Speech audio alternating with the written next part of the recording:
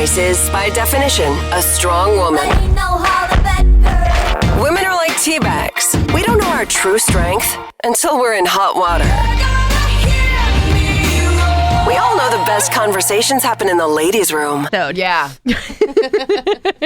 Self-help. Quick 101. If you're experiencing these Someone help symptoms. us. Help, send help. Well, hello, ladies. Hi. It's been a couple weeks. I know. But it's okay. Everyone's busy. Yeah. And life happens. Getting things together. Yeah. Yeah, we're missing Rebecca today, but it's Jen Isenlow. Hello. I think Rebecca is. She's talking about the coronavirus. She's Yeah, she's on our news station KXL, Yeah. and they've kind of got a lot. They've kind of got some stuff going on. Some president things going on, dude. There's some, coronavirus and Super Tuesday. They're going to be set for a long time. yeah, exactly. For real. So we wanted to talk about anxiety. Yeah. We're just gonna get deep, real quick, Seriously. And your mind and taking care of yourself. because all three of us, in ICE most recently, Yeah. have had, a season where we've had to step back and go, what are we doing to our bodies, and what can we do to be healthy Right. for our minds? Yes. Mindfulness. Mindfulness of That's the what I've been calling mind. mindfulness. Mindfulness of the mind. Yes, absolutely. And it's hard because, you experience anxiety in so many different ways. And I feel like a lot of people don't realize that that's what's happening to them, right? Right. Like, Yeah. if they're not super in tune with what's going on, or maybe they've never experienced it before, they just kind of brush it off like, oh, I'm just having a bad day. Right. But then those bad days start turning into bad weeks into months. And then it's like, oh, I'm just, Exactly. Because that could I'm be just crazy. mixed with depression as Totally. well. And oftentimes anxiety does lead to depression. And there's certain things, that some people kind of use to cope with that aren't necessarily healthy. Right. So we're going to talk about how we handle Yeah. anxiety. Yeah. And we could even touch into a little bit of depression too in like a healthy way, and like kind of hopefully that'll put out there, some help for people that are listening too. Is one of the ways you help yourself to rub your pants. Yes. She's over there going like that. I'm like, what are you doing over there? I have leather Are your hands blue? I have leather pants on. She's over here going And like this. I'm nervous talking about anxiety, so I'm Well, it's funny. rubbing my Are you pants. anxious about anxiety? It's funny you say that because I've actually never really talked about it. Really? I don't put it on my social media. This is Totally. what I'm going through. You know what I'm saying? Yeah. It's like, this is, I'll talk to like close friends about it. Obviously my mom and my dad, but like I really don't talk about it. Well, let me pause you for a second Yeah. because I think the way you talk about it is healthy. Yeah, I don't think thanks. putting it out to millions of people on social media that don't necessarily care about you Yeah. is a In that smart way. way to do it. Yeah, exactly. I mean, you might put it out there and then someone who does care about you will see it and then they'll reach out. of course, But I think there's bullies out there. choosing the right people to talk to about it is more important than Yeah. putting it on socials. Yeah, and I will say to your point that you made earlier, it's like I didn't know why my body was reacting the way it was reacting. I had an episode when, it was the beginning of last year. I got broken up with. I moved out of my apartment. And, I did this all within, 2 weeks of each other. Right. I flew to Detroit back home. I flew to Hawaii to do a Alani broadcast. And, all this was happening. Yeah. And I went to Alani, and as I was doing the broadcast, as I'm in Hawaii, I started feeling faint. I started feeling dizzy. I was freezing. I had like the chills, and they didn't know what was wrong with me. I went to an urgent care in Hawaii. They thought I had a mini stroke. So here I am freaking out, thinking Oh I my had a gosh. stroke. Yeah. Tested negative for the flu. Nothing they could point out was well, yeah, this is what you have. And then I got back to Portland, and I got myself checked out because I was freaking out. Did I have a stroke? What is going on with me? Yeah. Same thing. CT scans of my head, neck, blood work, urine sample, all normal, all negative. And then this year, so that was a year ago.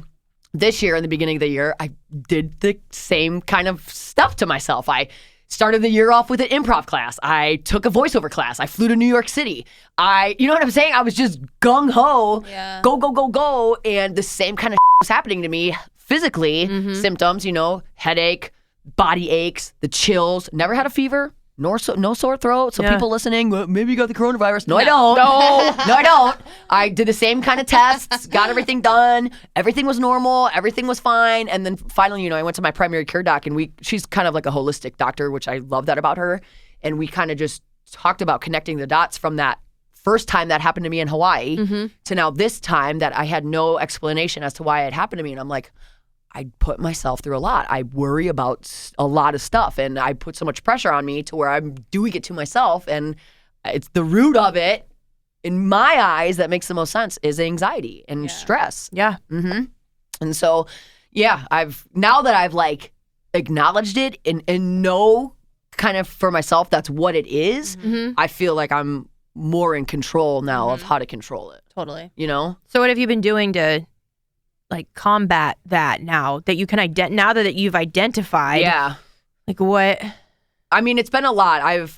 In the beginning of the year too, I started working out, and I feel like working out has just helped my mind, because when I'm working out, I listen to like techno music, and so I'm just like in a zone where I'm not thinking about anything. I'm just like working out and like focused on my body. Yeah. So I think that's definitely been helping. I started taking this pill called ashwagandha, and it's a pill that helps your nervous system and your cortisol levels kind of level out, because I'm always so bad. You guys know that. I'm always so bad. amped. Yeah, so I wanted to take something to kind of help level that out rather than taking like a Xanax or something. Yeah. And Which then, can change It can the totally person change. you are Yes. sometimes. Absolutely. Yeah. Changes your chemical balance. Yeah, and I'm like, I don't want to do that because I'm already goofy as it is. And then I Which started, we love. Yeah, thanks.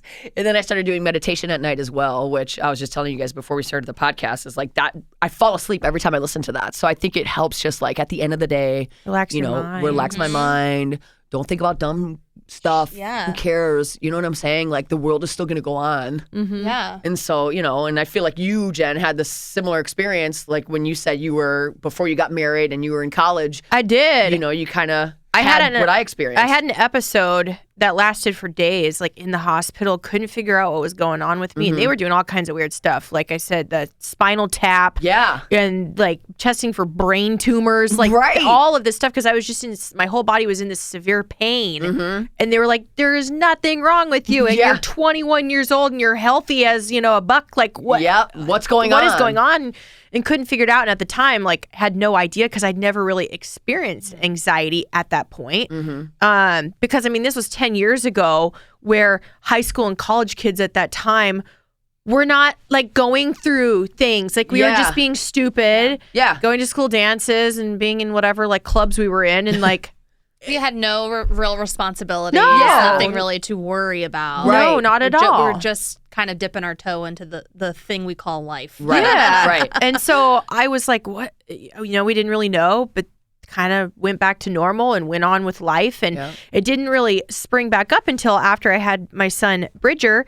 And I went through, and it's very normal and very common, and a lot of people don't talk about it. Postpartum anxiety, postpartum depression, there's a postpartum OCD. Like, there's some stuff that happens with your hormones after you've had crazy hormones of growing a human. Yeah. And then the human goes out. Right. And then the body has to go back to normal. Right. Everything has to get back into place, and that doesn't really happen overnight. And so over a period of months, I was just experiencing daily, sometimes more than once daily, anxiety attacks, like full on. And there were certain triggers that we kind of identified that we were trying to avoid. Right. And finally, I had to get a surgery because I had a cyst.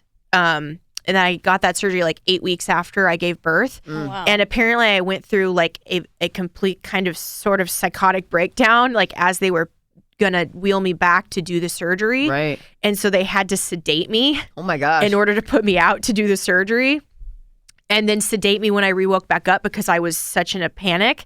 And so my doctor who did the surgery was like, we have to put you on medicine. Like, I'm sorry. I know you didn't want to, because I was trying to go to a counselor and work Right. it out, like be mindful of my mind Yeah. first. Yeah. And she was like, I think it's not healthy for you to not be on meds for now. Okay. She's like, I think your hormones will go back. This is just a season. We can wean you off of them and things will be fine. And I did. Like this last August, I went off that medication and it has been very smooth sailing the whole time. Like I've only just had a couple things but then I now I know, like, Right. avoid, Right. Yeah. you know, Whatever that avoid is. stories about lots of people dying, like, and I'll be good. Yeah. But I didn't know that the body was like that. Same. I was so scared because I was like, I didn't know my body was even capable of doing wacko Shutting things down, like this, yeah. and my mind even going to the places that it's never gone before. Like so I my pastor actually, I took a more spiritual route. Yeah. He was saying, at the root of all of this, besides the postpartum anxiety, because there's anxiety outside of that that's not pregnancy hormone related, that's actually just like outside of that realm, like kind of what you're going through. Yeah. And I still have like a little bit of that, especially job related, because we're in a weird line of work where our performance is 100% judged all the time. All the time. Who we are, what we do, what we're doing on social media, Yes. like all the time. Constantly under the microscope. Constantly. Yes. And so it's hard not to be anxious about work. Yes. And so my pastor said something very early on, and he said, what you're saying yes to and what you're saying no to affects who you are. I agree with that. Physically, spiritually, in your mind, like your relationships, like it affects all that. And so I took this step like 6 months ago. I'm in this season of actually like saying no. Like, Good for you. because our job, we get asked a lot, like, can you come help with this fundraiser? Can you MC this event? Can you Right. do this school Can you dance come thing? to this dinner? Can you, it's blah, like, blah, blah. no, I can't. And it's always people in the community or it's listeners that want help with their thing. And I'm just in this season right now where I'm just saying no to all the extra Right. because I can't. Right. Like I cannot take care of what my work responsibilities are, what my responsibilities are having a home and a Yes. son and a husband and a family. I can't do the extra. And my pastor gave me the permission to Yeah. like say no. Yeah. You can say no because it's good for you. Yeah. Prioritize your yeses. Say no to everything else. Exactly. He's like, and it's only in a season. Like your kids will get older, they'll be grown, they'll be at school all day. You'll have more time to do the extra. And you can put Yeah. stuff on your plate. He's Yeah. like, but for now, you take it off and you just say no. And I've actually been in like a somewhat decent place Good. being able to say no Yeah. to stuff. I mean, meds help. but saying no to things Totally. is like, And not feeling Guilty? about Right. saying no. which is hard. Which is, Of that's me course. 100%. I'm like, Same oh God, here. what are they going to think if I do say no? You know? Right. But then Same once here. I say no, I almost feel like the weight's lifted off because Yeah. I'm like, oh, I don't have to do that thing. Right. Exactly. And it's not, and I'm just gonna piggyback off what you're saying as far as like work goes, because I feel like I'm kind of in a similar situation as well. Mm-hmm. I feel like if it has to get done, they'll find somebody to get it done. Yeah. You know what I mean? Like everyone's responsibilities are different. Everybody is responsible for a certain amount of things for sure. Like Yeah. that's what your job is. Yeah. The extra that you do is really because we have a heart and we're team And we're players passionate. and we're And we're willing to help. passionate. But Yeah. it gets to a certain point where it starts to bring in this anxiety and this depression Yes. and Yeah. unwillingness to even like want to be there. Right. Yeah. So I'm gonna start that season for myself. I There you think go. here. It's a hard place to find yourself in because you almost like feel like you're letting people down. Yeah. people down, and we overcompensate. I think because we're entertainers, like Right. it's our industry, so we're overcompensating in what we do at our job. I know for me, like growing up, kids always told me like, oh, you're so excited about getting out of town and like going and doing all this stuff. Like you're way too excited to get like not famous, but like go be successful.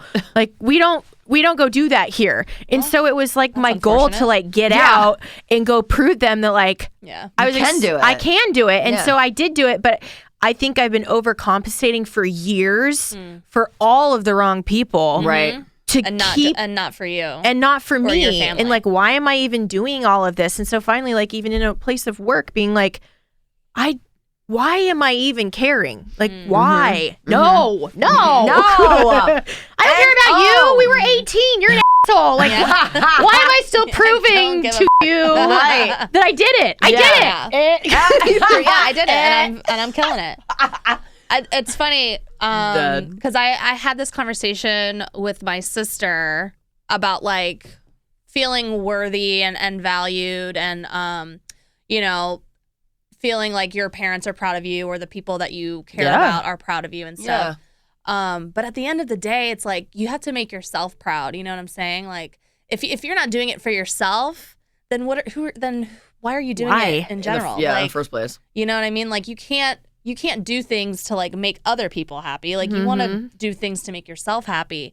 And then once you do that, then everything else just kind of falls into place. Yeah. You know, and she's kind of in a different season of her life right now where she's on her own and she's experiencing all these things for the first time, and it's a little overwhelming and she doesn't know how to deal with it. But it's like, yo, like this is welcome to life. Yeah. Yeah. Here it Like you is. have to experience these things and, you know, trust your judgment and whoever you pray to or look up to or whatever, trust in them too to kind of help guide you into the right decisions, you know? Yeah. But yeah, I mean, we get hit from every angle as far as like anxiety goes. Yeah. Like we're always thinking about something, Yeah. making sure that something's done. Did I turn my hair straightener off? Like Right. Yeah. No, seriously though. That's some of the things I think about too. Yeah. You know what I mean? Like, It's sad because like in our job, like we're on the air, so we're worried about our on-air content. Right. But then we're worried about our digital content Yeah. for our brands. Yeah. But then we're worried about our digital content for our personal brands. Yeah. And it's almost like an unspoken, like I haven't posted on Facebook like until a couple days ago. It had been weeks. Right. And for weeks it had been permeating like, oh my God, haven't I posted. need to come up with something to post. Like the algorithms, no one's going to see it. Yeah. Like it's this stupid thought. And I told my husband, I was like, babe, I haven't done photo shoots in months. Like I need to come up with some stuff to bank some it's content. so He was like, crazy dude, I feel he was that like, way. no one Silly. cares. Yeah. He said that to me. He was like, no one cares, babe. I'm like, babe, it's my job. And he's like, but no one cares really. Right. And I thought, sometimes maybe you're right. Sometimes you need someone like that in your life to just kind of bring you back down. Yeah. he hates Yeah. social media and like doesn't give a crap about it. And so when I worry about that stuff, he's like, go Yeah. outside. Like, I don't know. Yeah. It's true That's though. I funny. wouldn't be on social media if we didn't do what we did for a living. Like as Oh. much. Maybe not you as know? much. Yeah. I would feel like be- I definitely would, but not like, you know, Every day. like you said, posting, like, oh, tweeting. I haven't posted on Instagram today. Like, Yeah. let me find an old picture because I haven't taken Ah. one. Yeah. You know? That's one thing that I did learn and that my primary care doctor did give me advice on is like screen time and like how much you're actually looking at a computer and your phone. And it's like schedule some time where you're not Yeah. looking at your phone Yeah. or doing that because that's important too. Yeah, man. Yeah. And, We it's don't- just, and it's just like false narratives on there. You know, Yes. you Oh. only see the good shit, really. Yeah. 100%. For real, dude. Like, I'm not posting about a fight that I had with my boyfriend 3 days ago. Yeah. You know what I mean? Like, Exactly. I No. posted a picture in this cute outfit that I, Yeah. you know, want to show off. Like Mhm. it's, and that's another thing too. I mean, we could go into a completely different episode about like social media, Pressure and anxiety and like all that Comparison stuff. It's like, game and you look up to these people that have like all these followers and all this stuff, Right. and Mhm. things, and that person is probably just like us. totally broken inside. You Yep. know what I mean? Yeah. But they put out like what they want other people to see, Mm-hmm. and I mean, we're guilty of it too. You know? I think anxiety stems from that too. Yeah. It's like, wow, how is believe this that. person so successful? Or has this perfect family or this perfect body or travels all over the world? Like, how? Why isn't it for me? Yeah. Well, Right. maybe it is for you, but you just haven't gotten to that point. Or Yeah, you got to do it in your own way. in Or your it own doesn't way or your look own like that time, for them. Or right. They took Or- 900 photos on one vacation Exactly. and have made it look like they've been on vacation for months. And you're like, what? And it Yeah. was this one vacation they Just went on one. 5 months ago, Just one. which is super impressive. Let me know how you do your game. When you go to Hawaii, Jen, I'm going to count how many photos you post and take. I'm like, wait a minute. No, you're gonna enjoy yourself. No. Yeah, like, That's going to be awesome. I honestly think my husband and I are going to buy one of those. I don't even know what it's called. I think it's called the Light Phone 2. okay. And it literally only programs 10 phone numbers and it only can call and text. Oh, wow. It has no Wi-Fi or nothing. And I think we're literally going to turn off our phones Yes. and leave them in the suitcase and just have the dumb phone on us because we're Totally. leaving our kid at yeah, home. right. Yeah, yeah, yeah. Emergencies. So if a family or somebody needs to get a hold of us, like they can call or text and that's it. and That's just it. get like a disposable camera. And Yes! take pictures Yeah! that way. Just or a Polaroid. Bring it back. Bring or it back. underwater camera. Yeah. That's Like I dope. just don't even. It's good to disconnect, man. It is. It is. It's I need a good. detox. Yes. Yeah. Heard Yeah. that. I did that the weekend before I got a massage for myself, and then last weekend I went to the coast, and Yeah. I'm gonna keep doing more stuff like You that should. because you gotta do it for you. Yeah. sure. Yeah. Well, let's flush the anxiety Yes, down do the toilet.